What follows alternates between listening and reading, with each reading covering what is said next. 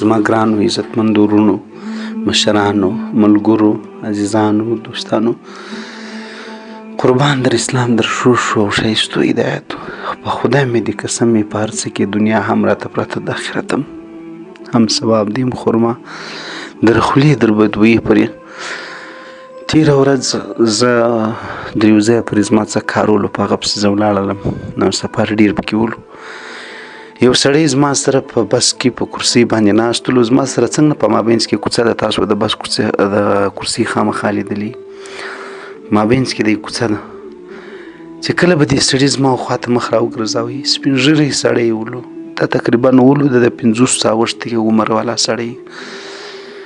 په والله په الله قسم چې ما چې ول زړه به دې در خوله راسي. اوس دې سړي ته به خپل اولاد څنګه وایي، دې سړي ته به خپل ورور څنګه وایي، دې سړي ته به ما هر څونه سوچ وکړي چې په دې باره کې لږ خبرو سره شریک کړم، لیکن زړه مې تر پایه پورې نشو کولی. 11-12 غنټې سفر. زه آخر ته ورته حیران دې ته دې کې سوچو ویې وړم، غر کې کړم چې دې سره به دا خپله کورنۍ ژوند څنګه کوي، دا چې په دسترخوان در سره کښېني، دا چې په کوټه کې اوس ناستي چې دی خپل بچي ته ګاډي یا مثال خپله ښځه راواخلي دغه رنګه. د الله بندګانو، قربان در اسلام در هدایتو، د دواړو جهانو سردار فرمایي صلی الله علیه وسلم: لولا ان اشق علی امتی لامرتم بسواک عند کل صلات. ایوه که زما په امت دا سخته نه وای، دا ورته ګرانه تمامېدلی نه، دا ورته تکلیف نه جوړېدلی، در خپل حد پورې خو دا فرض و لازمي خبره ده. لیکن که چېرته د دې دپاره مدام دا یو تکلیف نه جوړېدلی، ما به دې د لمانځه سره چې 2 رکعات نفلي لمونځ کوې، لا به مسواک ما پر دې لازم ګرځولی چې مسواک به خامخا ووایه. د دې حدیث شریف څه دا معلومیږي چې د بدبویي څه اول د الله نفرت کېږي، د مردار خورګۍ څه، د خیرنتوب څه، د صفایي نه کولو څه. نبی کریم علیه السلام یو صحابي ولیدی، حالت یې څه بدل ولو. نو هغه ته یې وویل چې ملګرو ته ویل چې تاسو څه کومک ورسره وکړئ چې دی د خپل حالت په سم کړي. ملګرو ته یې وویل نبی کریم علیه السلام د سره څه احسان وکړي چې دا حالت په سم کړي. هغه ورته ویل یا رسول الله قربان زه په خپله ډېر سرمایه‌داره سړی یم، شان لرم هله، نو بیا ستا حال ولې دا رقم دی. قرآن عظیم شان کې الله پاک فرمایي: واما بنعمت ربک فحدث. د الله نعمت باید پر تا ظاهري. صحابه کرام مسکینان ول، خو دومره صفا خواره، خو دومره صفا کوونکي، په یوه جوړه جامې کې ژوند تېروي، د زموږ د 9 جامو به شي صفا. ای د الله بندګانو، صفایي نصف الایمان ده. دغه د خولې نه صفا کول یا د وجود نه صفا کول، ناپاکه ساتل، بدبویي لرل، د شریعت، د ډاکټري او د طب او د ټولنیز ادب دا چې له تاسو سره ملاویږي، ته له ما سره په جومات کې په څنګ درېږي، په بس کې یو ځای سره سپرېږو، خلک په جازو کې ټکټونه کوي او په جازو کې سفر یې 18-19 غنټې سفرونه راځي، په هوټل کې به ورځي، دوست سره به لري، ملګري به لري. د دې ټولنیز اداب څخه برخلاف کار دی.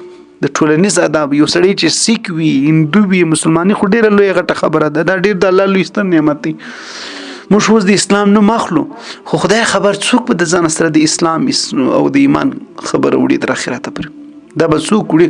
په دې الله علم لري، دا خبرې مستورې دي. ای د الله نیکانو بندګانو، که نبی کریم علیه السلام که زما په امت باندې نه وی ګرانه، دا دروند ورته نه وی، ما به هغوی عمل کړی وی د هر لمانځه سره په مسواک.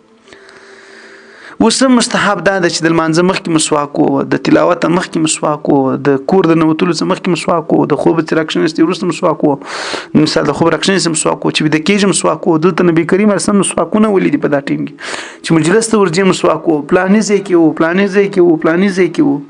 لږ خو سړی په دا خپله خوله هم لږ پام کوي. زموږ خلک نسوار هم کوي، سګرېټ هم کوي، چې دا ستا د خولې نه څه خورس کې بدبویي ګرځي، څه ولاړېږي، دا خو به ته د چا سره په منځه باندې درېږي، د چا سره په څه کوې، چا سره مثال مجلس کې به کښېنې چې دا خو مخ بې راوګرځوئ.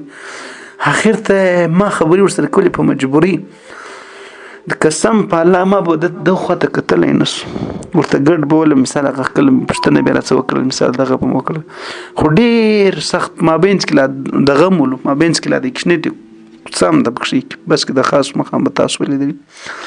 زما څه خواته بل نفر ناست دی کونج کې، یعنی 2 سټانې په یوه سټ باندې، هغه نفر ما ته وایي مولوي صاحب زه ورته ما دغه سړي د خولې څه حال دی دا څه دغه دی دغه خبرې مه کوه ورسره خو چې دی تا خواته ماسې وګوري زما خانه را خرابه کړي. زما ګرانو عزتمندو وروڼو د خولې نه صفا کول دا زیات جراثیم او ناجوړي ورڅه پیدا کېږي. د سړي غاښونه خرابېږي، د دې څه د زړه مریضي پیدا کېږي، د دې څه معدې خرابوالی، د دې څه د تنفسي نه ده انسان چې نفس اخلي د دې نه جوړي. نو دغه رنګ ټولنیز ادب برخلاف عمل دی. بدبویي خلک خفه کوي. باید نبی کریم علیه السلام نظموا افنیتکم نظفوا افنیتکم، تاسو د خپل کورو مخان له صفا د صفایي سره په کور کې رزق راځي. لیکن دلته برعکس چې موږ تاسو را ولاړ سو صاحب دا چې کوم مردار خورګي او ګندګي موږ کوڅې ته انبار وغورځو او مردار یو په کوڅه علاقه دا خو زموږ عادتونه جوړ شوي دي. اې د الله بندگانو، اې د الله نیکانو بندگانو، الله دې وکړي چې دا خبرې در پسې پورې شي. نو دا بدبویي دا خلک خفه کوي. بیا خاص کر د خولې بدبویي دکاندار لورسي زړه به د خوله در لراسي. دکاندار څه شی راخلي انسان دی یو انسان بل ورځي. او دغه رنګ د لمانځه پر مهال هم کله چې د لمانځه په وخت کې تاسو په سب کې څوک ودرېږي په مفصل منځ ورسوي دي. تراویح مې کولې یو کال دغه تېر روژه کې که بل روژه کې نفر مې بغل ته ودرېدی. الله اکبر کبیره. خدای پاک شته دي چې زه هر وخت په مثال په سړی هلته موږ اکثره وخت لمونځ خپله یعنې ورکو امامت مې دی.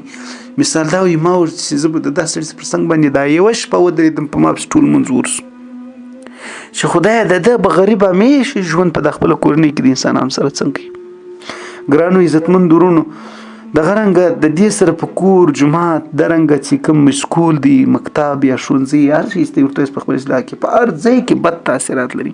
نو سهار او ماښام مسواک وي، برش استعمالوي که مسواک نه وي، هغه که د لمانځه نه مخکې مسواک وي لږ تر لږه په خوله باندې اوبه ګرځوي ګوته پکې وهي بیا د بې دماغ دا خپله کپړه پر ګوته اچوي دی په داخلو غاښو پسې مږي بیا دا کپړه بوی کې د استطاعت معلومیږي. دغه رنګه غاښونه خراب انسان ډاکټر ته ولاړ شي. دغه رنګه د خولې د خوشبویه کولو دپاره لکه سړی مسواک یا دا رقم پودینه یا لونګ د په خوله کې استعمال کړي نو بالکل صحیح خبره ده. که په دې نیت تا لونګ استعمال کړل چې زما د خولې بد بوی ولاړ نه شي څوک زیر نه شي تا ته به الله پاک په دې ثوابونه درکوي. نو خوله پاکه ساتل د دې خولې د مرداري دی مثال دی لکه سړی چې کچره راوړي د کور په دروازه کې وغورځوي نو کچره به څو ټیمه بعده ګرد په کور ته راغلی خوله چې مرداري بدبوی ګرد د بدن به ورسره ناجوړي ناجوړي به د دې ځای ورځي. نو له دې وجې د خولې پاک ساتل دا سنت دا د صحت او دا د ټولنیز آداب دا د مسلمان یو لوی صفت دی. د خدای رضا د فرشتو د دې ثبت کیږي. نبی کریم علیه السلام مبارک فرمایي د خولې نه صفا کول یعنی د بدبویي د ملایکو د ازار سبب کیږي. بدبویي ملایکه خفه کوي. استاد سره چې کرام کاتبین ناست دي دغه به څالي اسې موږ په غیبتونه مړیږو.